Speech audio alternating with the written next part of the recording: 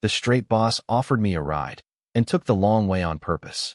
Have you ever had one of those moments where something completely unexpected happens at work that changes everything? That's exactly what happened to me last month, and I'm still processing it. I work at a mid-sized marketing firm in Chicago, where I've been for about 3 years now.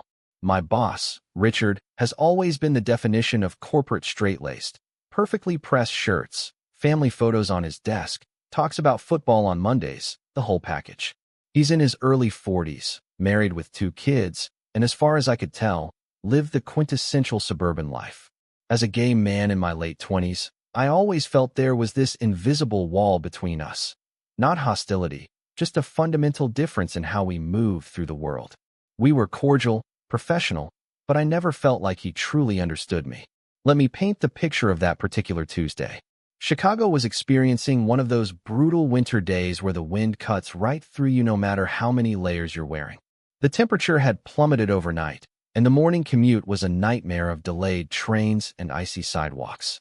I had managed to make it to the office only 15 minutes late, which felt like a victory given the circumstances. The day proceeded normally: client calls, strategy meetings, the usual back and forth of agency life. By late afternoon, I was wrapping up a presentation for a new client when I noticed the snow had started again, falling in thick, heavy flakes that promised to make the evening commute even worse than the morning had been. As I was packing up my things, resigned to the Arctic trek to the train station, Richard appeared at my desk. "Heading out?" he asked, adjusting his scarf. I nodded, already dreading the walk. "I'm driving today. Can give you a lift if you want," he offered casually, as if this wasn't completely out of the ordinary. In the 3 years I'd worked under him, he had never once offered me a ride. We had attended the same events, left the office at the same time countless times, but this was new territory. I hesitated, surprised by the offer and unsure how to respond. The thought of avoiding the bitter cold was tempting, but the prospect of being confined in a car with my somewhat distant boss was intimidating. "Sure," I finally said, "that would be great. Thanks."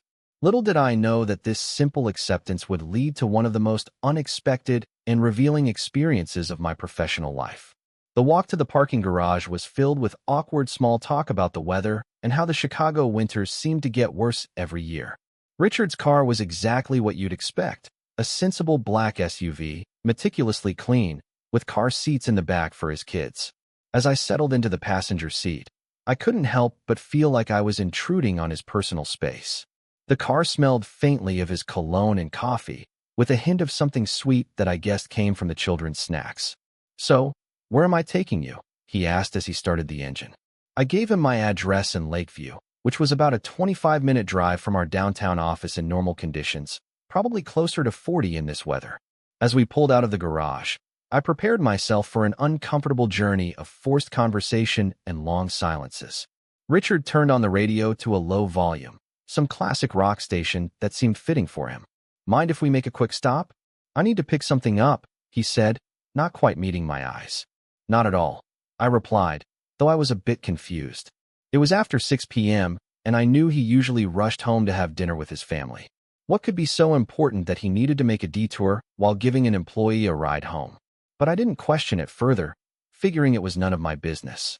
Instead of heading north toward Lakeview, Richard turned west, away from both our apparent destinations. The snow was coming down harder now, coating the streets in a fresh layer of white that muffled the usual city sounds. We drove in silence for a few minutes, the wipers creating a hypnotic rhythm against the windshield. "How are you finding the Pearson account?" Richard finally asked, referring to a challenging client I'd been working with for the past few months. "It's coming along," I said carefully. "They're particular, but I think we're making progress." This launched us into a work discussion that felt safe, familiar territory for both of us. As we talked, I noticed we were driving through neighborhoods I didn't recognize, definitely not on any direct route to my apartment. After about 15 minutes of this roundabout driving, I couldn't help but ask, "Where exactly are we headed?" Richard glanced at me, then back at the road. "There's this small bookstore I wanted to check out. Someone recommended it to me. It's not far out of the way." This explanation seemed reasonable enough, though still unusual. We continued our drive, the conversation shifting from work to more general topics: books we'd read recently, movies we'd seen. It was the most personal conversation we'd ever had, and despite my initial reservations, I found myself enjoying it. Richard was more thoughtful and interesting than I'd given him credit for. About 25 minutes into our drive, with no bookstore in sight, Richard pulled into a small parking lot beside a park that was now covered in a pristine blanket of snow. He turned off the engine, but left the heat running. My confusion must have been evident on my face because he immediately said, "Sorry for the detour.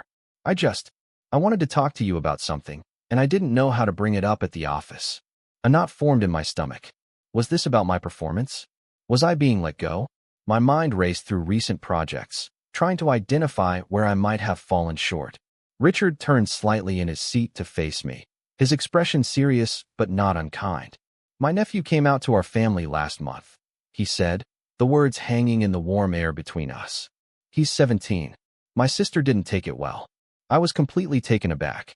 Of all the things I had expected him to say, this wasn't even on the list. "I'm sorry to hear that," I responded, unsure where this conversation was heading. Richard nodded, looking out at the snow-covered park. "Yeah, it's been tough. He's a great kid, smart as hell, wants to study engineering. And suddenly, my sister is acting like he's a different person." He paused, running a hand through his hair. "I don't know how to help him. Or her, for that matter." The car felt smaller suddenly, more intimate. I realized with a jolt what was happening. Richard had deliberately taken this detour, created this private moment, to talk to me about his nephew because I was the only openly gay person he knew well enough to ask for advice. The realization was both touching and a little overwhelming. "That's really difficult," I said carefully. "Coming out can be hard on families, even when they're trying to be supportive." I found myself sharing parts of my own coming out story, the good and the bad, the people who surprised me with their support and those who disappointed me with their reactions. Richard listened intently, asking thoughtful questions that revealed how much he cared about his nephew's well-being. As our conversation deepened, the car windows fogged up, creating a cocoon that separated us from the snowy world outside. Richard shared more about his family, how his sister had always been the more conservative one, how their parents were trying to mediate but were from a generation that didn't really understand. "I want to be there for him," Richard said, "but I don't know what he needs from me. I don't know what the right things to say are." There was a vulnerability in his voice that I had never heard before, a genuine concern that cut through any awkwardness I might have felt. I explained to Richard that sometimes the most important thing isn't saying the right words, but just being present and affirming. "Let him know that nothing has changed in how you see him," I advised. "That you're still in his corner. That's huge, especially if his mom is struggling." We talked about resources for families of LGBTQ+ teens, about the importance of having allies within the family, about how to respect his nephew's journey, while also acknowledging that it was an adjustment for everyone involved. As we sat there, the conversation shifted again, becoming more personal. Richard confessed that he worried he had unintentionally said or done things at work that might have made me uncomfortable. "I've never had a problem with, he gestured vaguely, "who people love or whatever. But I know I probably don't always say the right thing or understand everything." It was an awkward but sincere acknowledgement of his limitations, and I appreciated his honesty. I assured him that while we all have blind spots, his treatment of me had always been professional and respectful. What struck me most during this unexpected heart-to-heart was how much our perceptions of each other had been shaped by assumptions. I had seen Richard as the embodiment of straight, conventional corporate culture, someone who tolerated diversity because it was company policy but didn't truly understand or value it. He, in turn, had seen me as someone potentially judging him for his traditional lifestyle and occasional missteps in terminology. In reality, we were just two people trying to navigate a complex world with compassion, each carrying our own uncertainties and fears. After what must have been close to an hour of conversation, Richard finally started the car again. "I should get you home," he said, sounding lighter somehow, as if a weight had been lifted. The drive to my apartment was more comfortable now, the silence between topics no longer awkward but contemplative.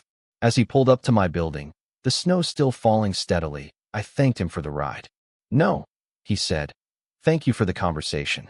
It means a lot."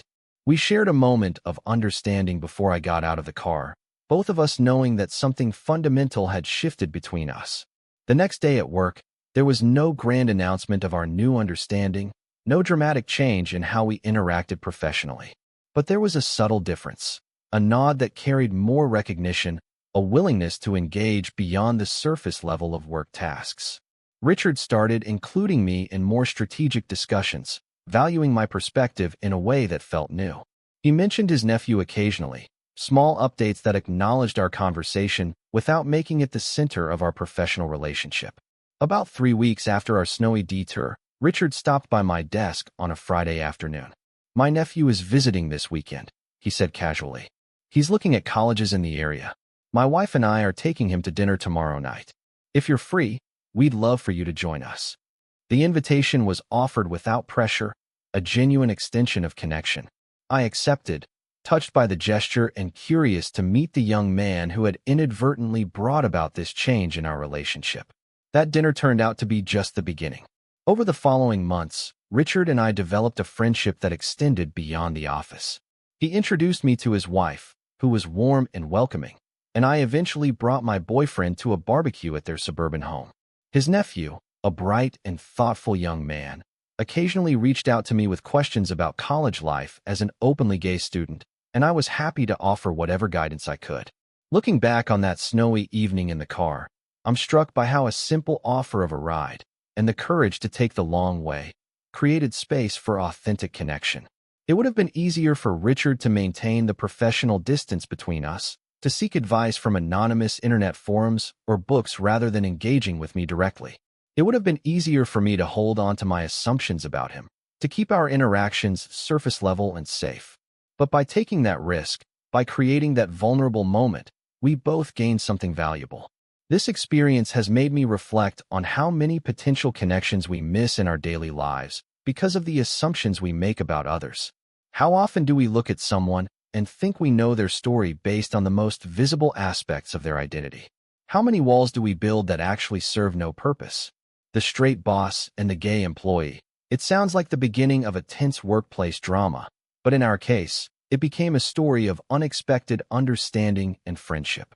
I've learned that meaningful connection often requires detours, those moments where we deliberately step off our usual path and create space for something unexpected to happen. Sometimes, taking the long way isn't about wasting time or avoiding the destination.